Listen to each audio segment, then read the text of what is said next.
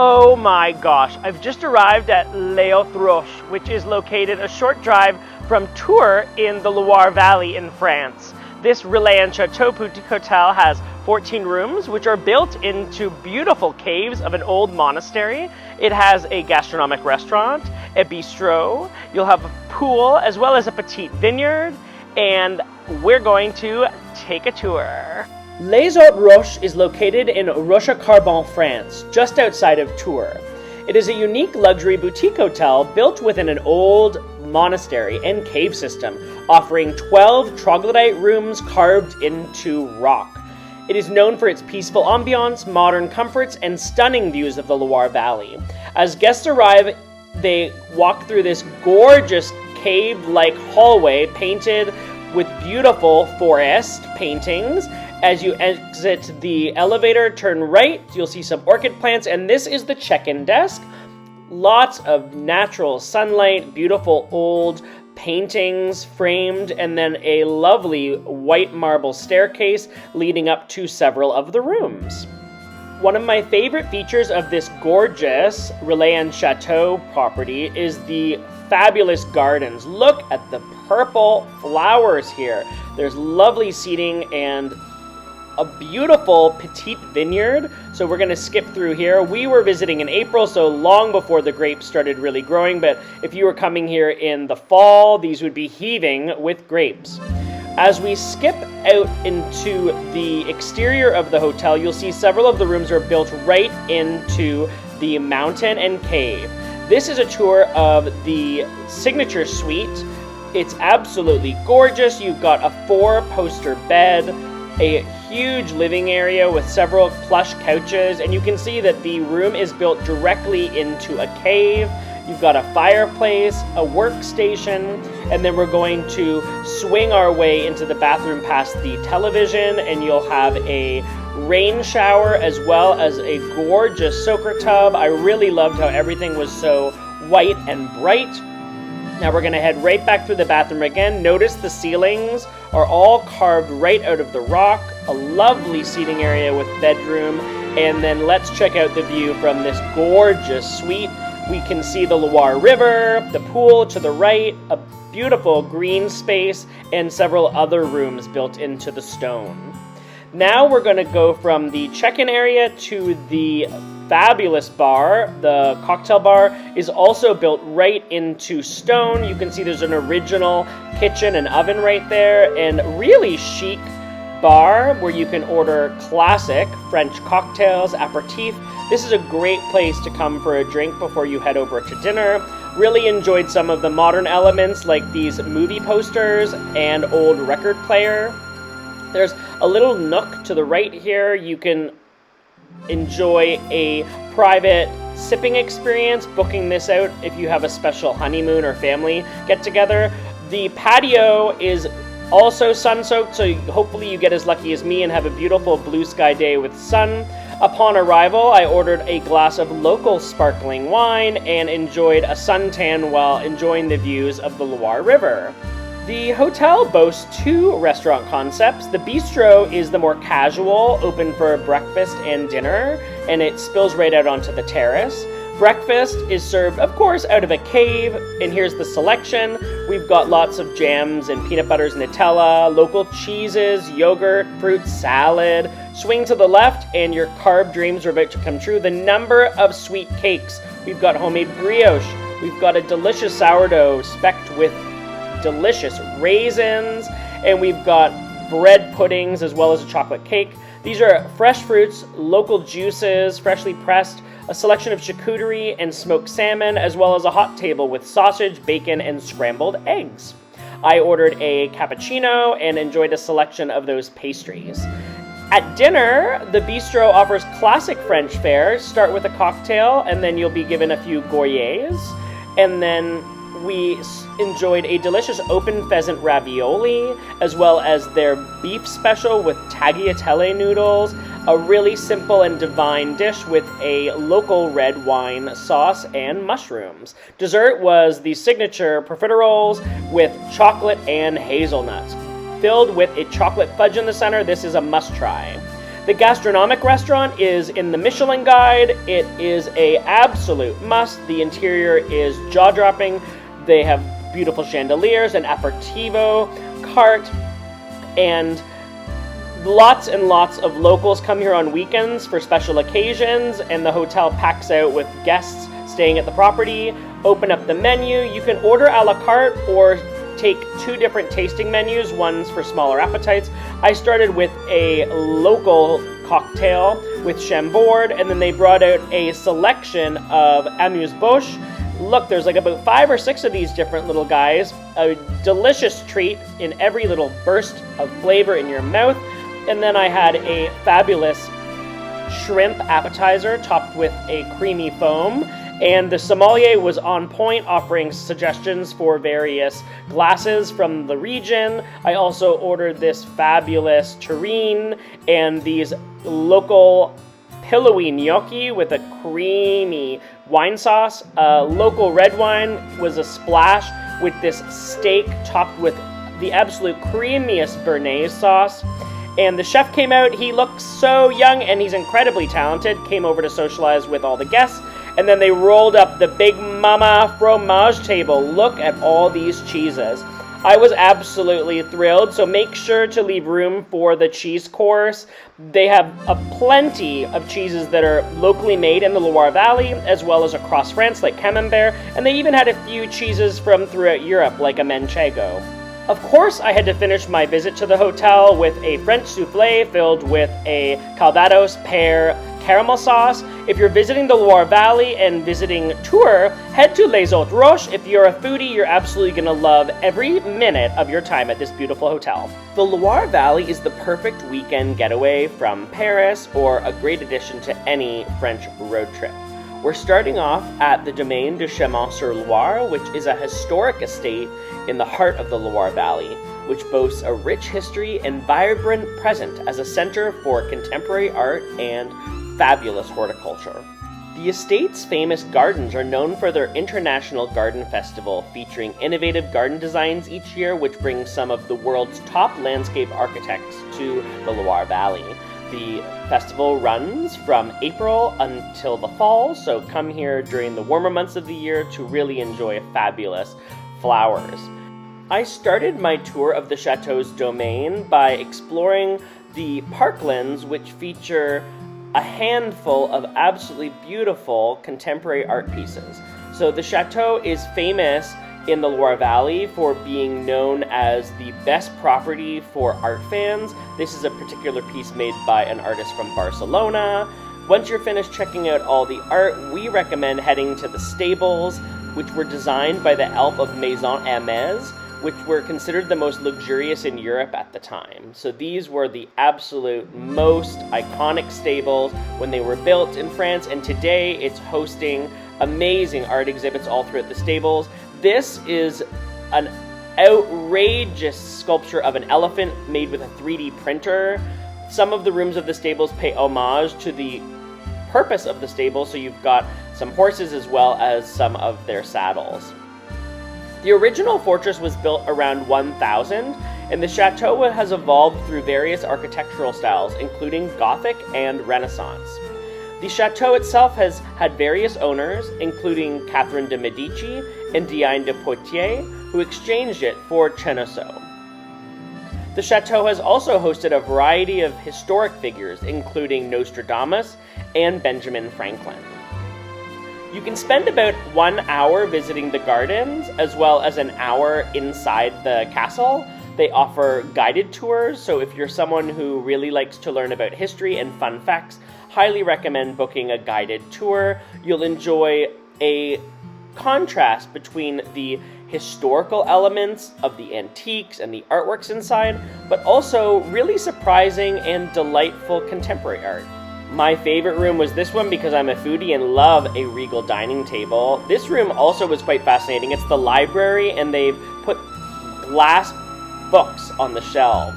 The last room is really extravagant, featuring harps, golden art pieces, really amazing. Now you're gonna have to skip outside. It was raining a little bit, so we popped open our umbrellas to enjoy one final view. Here is a well, a historic well, and now we're off to lunch. The property has several restaurant concepts. We recommend heading to this beautiful greenhouse filled with foliage. We ordered some salads, baguettes, a French beer, dessert, as well as a veal stew with potatoes. Next stop on our Loire Valley chateau hopping adventure is the Chateau de Chambord, which is a UNESCO World Heritage Site and the most visited chateau in the Loire Valley. The must-see attraction is located a short drive outside of Blois and features a jaw-dropping castle, beautiful gardens, spacious gift shop, and clutch of restaurants.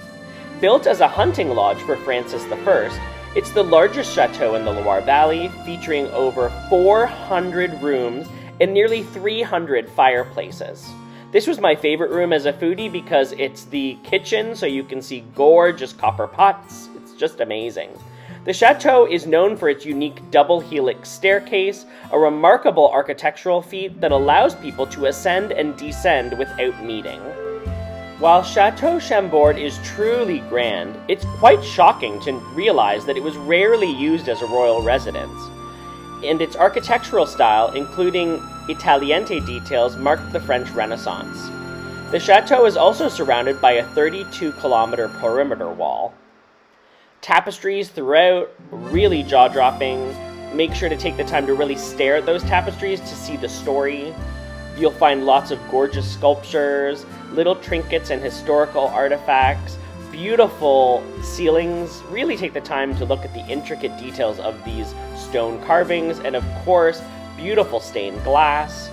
This is one of the royal rooms. You come through with the tapestries, sculptures, and look at this gorgeous royal bed. If you've had an opportunity to visit the Palace of Versailles, Chateau Chambord will offer similar delights, where you're going to have an opportunity to visit a handful of royal bedrooms to see how those kings, queens, princes, princesses, and their famous visitors would sleep and live out their lives. Gorgeous clocks, golden, with other bedrooms. Can you imagine having a work table in your bedroom with this gorgeous pink florals? I really love this hallway. It's really an homage to the hunting that would happen here. As we come through the staircase, you're going to see some really cool contemporary art that is at the end of each of these wings throughout the palace. They also pay homage to all of the animals that were hunted on the property. This was a really popular sport. There's Marie Antoinette. And now we're on the top terrace. We really highly recommend going to the very top of the palace, where you'll get sweeping views over the gardens. This is a view of the other side of the palace, so that's the entrance with the French flag waving in the wind. You can then walk along the outdoor terraces, and this is my favorite view of Chateau Chambord. Look at the architecture, the glass, it's just gorgeous. Make sure to leave time to visit the river that's in the back near the gardens. You'll see beautiful gardens, and here, if you look at the shape, it's a fleur-de-lis. We can also go through some of these sculptures that are outdoors, these really amazing little forests. There's a moat, which you take a bridge, and also you'll find lots of horses. There's an equestrian show, so when you arrive, you may want to plan your visit around the equestrian show. After finishing at the chateau, head to the nearby town of Blois to stop at the Robert-Houdin House of Magic. It's a museum dedicated to the history of magic and the life of Jean-Eugène Robert-Houdin, a renowned French illusionist. The house features a 6-headed dragon automation that appears on the facade every 30 minutes. So even if you don't pay to go inside the museum, the spectacular dragon display is a must visit. So as you come into the museum, you want to ask about the live magic shows. So they have a 30-minute magic show here in a beautiful grand theater, which is absolutely charming, shows you a story of local illusionists back in the day. And then you can time your visit so that you can see that. And then right after that show, about 10 minutes later, there's an additional magic show that's about 10 minutes long, and it's a classic show where you're going to do some card tricks and magic ball. So we've got a magician that interacts with the audience and brings you right up on stage, and you really do feel like you're at a fabulous magic museum. There's also a room with illusions. So the museum showcases a variety of exhibits, including a rotunda with displays of magic, art, and music, a life-size kaleidoscope, and the chessboard of optical illusions. Blois is also really famous for its clock history, so they pay homage to the history here. The very top floor is an attic where there's lots of fun things that family as well as little kids and adults alike can enjoy. Once you finish at the museum, head out into the courtyard where you'll see lots of restaurants serving delicious French food, and then we're going to head to the Royal Chateau of Blois. There are gorgeous horse-drawn carriages throughout the city, and this is our third chateau of our Loire Valley adventure. The Royal Chateau of Blois is a unique structure showcasing the evolution of French architecture over many centuries, with its 4 wings representing different architectural styles. The chateau was the residence of 7 kings and 10 queens of France, and served as a crucial political center for the kingdom. The chateau has been the site of significant historical events, such as the assassination of the Duke of Guise and the exile of the Marie de Medici. The chateau's 4 wings represent different architectural styles, including Gothic, Renaissance, and Classical, spanning from the 13th to the 17th century. The chateau also houses the Museum of Fine Arts, which boasts a collection of over 35,000 works of art, including paintings and sculptures by renowned artists. In the summer months, the chateau hosts a spectacular sound and light show that enhances the visitor experience, so please do plan your trip in the summer around this really awesome and unforgettable light show. As we take a tour through the chateau, we're going to see gorgeous royal rooms where kings and queens once slept. This is the Queen's private chapel with gorgeous stained glass.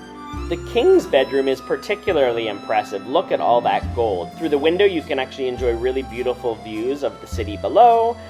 Additional rooms include more and more items from the gallery, and you have to take a look at this porcupine because the king, his insignia was the crown-topped porcupine, which is just hilarious, and you'll find hundreds of porcupines throughout the castle in honor of him. As we go through the art gallery space, you'll find a collection of artworks that span several centuries. We can explore artwork that showcases what life was like back through the years when this castle was a residence for several royals in France. One of the most spectacular rooms is the medieval hall. This huge room is really unique. It's the largest medieval room in France. Once you skip outside of the castle, we recommend turning a quick corner and heading to the chapel, which has great stained glass and beautiful sculptures. When you first arrive at the chateau, this is the facade that you really get impressed by. So we're gonna skip in through the front door. You'll see there's some sculptures, a really impressive staircase, and look up because there's a beautiful dome. Just around the corner, you're gonna find the gardens in the back, which has beautiful views overlooking the cathedral. You can skip through the gardens and you'll even find some hilarious contemporary artwork. Now we're going to explore the city center of Blois. This is a really famous sculptural piece showcasing 3 keys. Next stop is Marche Denis Papin, the famous staircase of the city. In the summer months, every year they hire an artist to create beautiful designs on the staircase, but we came a bit early in the spring. There's also beautiful flower gardens in the center of the staircase. Then we're going to head over to Blois Cathedral, officially the Cathedral Saint-Louis. It's a historic landmark renowned for its architectural history and artistic heritage. It was originally a collegiate church dedicated to Saint Solien, built in the 12th century, and was later rebuilt multiple times, notably after a hurricane in 1678. Today, it features remarkable stained glass windows by Jean Dibet and a grand Clicquot 1703 organ. After visiting the cathedral, head to the back where you're going to find the Bishop's Garden, the Hotel de Ville, so the city hall of the city is located on your way. There's sculptures, beautiful terraced gardens with sculptures, artworks, and fresh florals, of course. I visited just as the sun was about to set. The views were beautiful. You could see locals enjoying a stroll. Some people had a picnic, and I just enjoyed exploring all of the flowers. We've got lavender here and sage, and just really great way to finish up your visit to Blois. Now we're back into the cathedral area because we're heading to the Victor Hugo fountain, which is at the base of the chateau. At St. Vincent de Paul Church, we found some more horse-drawn carriages. The former Jesuit church was built in the 17th century and features a unique Jesuit-style facade with a southeast orientation. It also boasts 19th century paintings and decorations and a 5-sided apse. For dinner, Restaurant L'Oratoire is located directly beside St. Vincent de Paul Church, so it's a great place to end the day. They have a huge terrace, so in the summer, just imagine people clinking champagne glasses. The interior dining room is really fun. You've got these ostrich lamps and lots of fresh florals, an open bar here where you can see all of the different bottles they're using to shake up cocktails. I ordered a glass of cool rosé. I recommend ordering their charcuterie. It had a delicious selection of bread with pork rillette, mustard, gherkins, 2 different kinds of cured ham, as well as a delicious bowl of filet mignon with slippery tagliatelle noodles. Our next stop is the charming town of Amboise, also located on the river in the Loire Valley. There's lots of shops, and you'll find lots of cyclists all throughout the Loire Valley. It's a very popular area in France to cycle. Bigot Pastry is a must visit. It's one of the oldest pastry shops in France. It's been also unique because it's always been owned by women. It's family-owned, multi-generational, lots of pastries and chocolates. We're going to start our visit at Chez Bruno. It's located directly in front of the chateau. This is a local French restaurant. They've got indoor dining. On a warm day, you have lots of spots outside to sit on the patio. Love all those bread baskets. Hop up to the bar, fresh florals. The owner of the restaurant also owns a winery, so of course we highly recommend ordering some wine because it's as local as it gets. We had a terrine with gherkins and pickled vegetables, and then ordered a few glasses of red wine to pair with our huge steak and frites. Also, I got pork shoulder with a delicious fried mashed potato situation. Talk about decadence at lunch. I was ready to explore. So once we finished our espresso, we headed to the Royal Chateau of Amboise, one of the most famous chateaus in the entire Loire Valley. This is a must visit. As you arrive at the chateau, you're going to see so many beautiful gardens. If you're a flower lover, this is the place for you. Now, the most important fact about this chateau is it's actually the burial place of Leonardo da Vinci. This chapel was built specifically for Leonardo da Vinci. He spent the last few years of his life here. The king invited him, and you'll see this is Leonardo da Vinci's tomb. From the chapel, you can enjoy gorgeous views below at the restaurant that I was actually just eating is just below there. As we leave Leonardo da Vinci's tomb, we're going to head towards the castle, but first, take a left, and there's really beautiful views overlooking the river and the city below. The chateau in Amboise was initially a medieval fortress built on a rocky spur overlooking the Loire River, and later became a royal residence, particularly during the Renaissance. This room here is the throne area. You see, here's the throne, and this is where visitors would be welcomed by the king. This room showcases some of the feasting that would have happened. So they had examples of roast chicken and local fish from the river. And like all chateaus, you're going to have an opportunity to visit several different bedrooms to see how royals would have slept, as well as areas where they would have socialized and hosted special events. They have plenty of antiques. We're going to have one more opportunity to get a beautiful view from the actual rooftop of the chateau, and you can look down at the gardens, which we're going to explore next. The gardens at Amboise cover over 2 hectares and are a modern style of Italian influence with unique features like box balls and tall cypress trees. Here's an homage to Leonardo da Vinci, so make sure to get a selfie or take some pictures with your family with the famous Italian artist. And we're gonna finally enjoy one last gorgeous view of the chateau with the gardens in the foreground.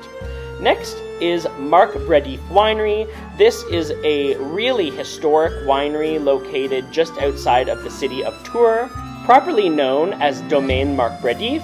It boasts a rich history dating back to 1893. We recommend booking a 1-hour tour. It'll include visit to the winery cellars, which are among the largest and most beautiful in the appellation, which offer ideal storage conditions. There are several kilometers of these amazing caves, and the oldest wines they have on the property are from 1874. I think they said that they only have 6 bottles left. These are the Method Champenois bottles. They have beautiful barrel cellars. Really, it's a gorgeous experience. The winery is known for its Vouvray wines, particularly its sweet Vouvray, which they call nectar. Some of the vintages date back to the early 1900s. So inside the tasting room, which is right near the front of the road access, you can see the actual maison in the background. They show you a little map so you can see all the different areas of the region where their grapes are grown. If you book the signature tour, it will end with a wine tasting of 5 wines, which include a sparkling, white wines, a red wine, as well as their nectar, which is their sweet wine. If it's a sunny day, we recommend sitting at the terrace right in front of the main house to enjoy the sunshine. Inside, we've got a gorgeous tasting room. This room is used for people doing more elaborate tutored tastings. Our last stop on our Loire Valley adventure is the city of Tours. It also has amazing artworks. I'm going to show you some of my favorite sculptures from my 2-hour walking tour of Tours.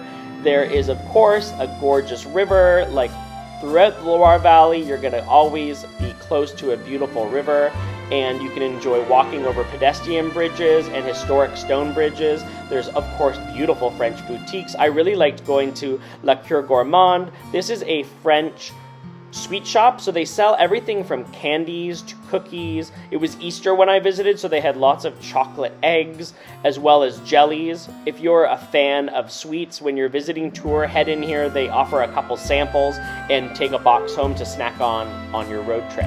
Architecture lovers should make a point to visit Hotel Guin, which is a house that was originally the property of René Gardet, a descendant of a family of silk merchants from Tours. This is now a museum with art galleries inside. Vieux Tours is an area of the city that showcases medieval architecture, and it's surrounding the Place Plumereau. So you can see there's a huge terrace, lots of restaurants. On a sunny day, you can see I got lucky with blue skies. Enjoy a beer, enjoy cycling around the city and stopping here for lunch. You can see all of these facades are very historic, a very popular place to take pictures, and you really do feel like you're stepping back in time.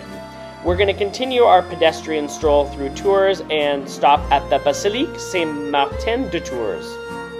The basilica was built in the 5th century and was initially served by monks under an abbot who was a close advisor to Charlemagne. The basilica also became a popular stop for pilgrims on the road to Santiago de Compostela in Spain, one of the world's most famous pilgrimages. Skip through beautiful gardens and then you'll come across the Cathedral Saint-Gatien, which is the Tours Cathedral. It's a stunning example of Gothic architecture built between the 12th and 15th centuries. It features elaborate stained glass windows, including a large rose window, and boasts beautiful mosaics. The cathedral's exterior is impressive, with Gothic windows, flying buttresses, and an exquisite facade. Inside, you'll find tombs of Charles VIII and Anne de Bretagne, along with St. Martin altar and a 16th century organ. Look at that organ. If you're lucky, they'll be playing it on a Sunday. We recommend spending about 30 minutes here, but you could really spend an hour if you're Catholic and have a real interest in the history of this location. You're really going to want to enjoy skipping through the different side chapels and enjoying the sun as it sparkles through the stained glass. We wanted to just take a little tour of the back of the cathedral, and as we swing around here, you'll see additional stained glass windows. They all tell great stories from the New and Old Testament, and finally, make sure to pop by that tomb. And the final stop is Hotel de Ville. In tours, sit by the fountains, and we just know you're going to enjoy your road trip of the Loire Valley.